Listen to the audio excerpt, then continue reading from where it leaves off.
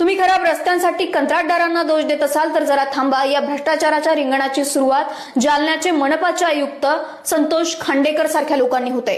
कंत्राटदाराकडून 10 लाख रुपये घेताना रंगे हात पकडले। आता यांची तक्रार देण्यासाठी तुम्ही पोलीस स्टेशनमध्ये जाल तर जालन्याचेच पोलीस कॉन्स्टेबल हत्येसारख्या गुन्ह्याची फाईल बंद करण्यासाठी 70,000 रुपये घेतो। आता या सगळ्यांची तक्रार घेऊन तुम्ही न्यायालयात जाऊ इच्छित असाल तर जरा श्वास घ्या। मुंबईचे सत्र न्यायालयामध्ये न्यायाधीश बाजूने निकाल देण्यासाठी 15 लाख रुपये घेतो आणि हे छोटे मासेच कसे मोठे होतात ते बघा। हे आहेत पंजाबचे डीआयजी हरचरण सिंग गुल्लड। यांच्याकडे 55 एकर शेती, 20 कमर्शियल प्रॉपर्टीज, 50 देश विदेशात इतर प्रॉपर्टीज आणि यांच्या घरातून तब्बल 5 ते 7 करोड रुपये कॅश मध्ये सापडतात। आणि हे छोटे उदाहरण आहे।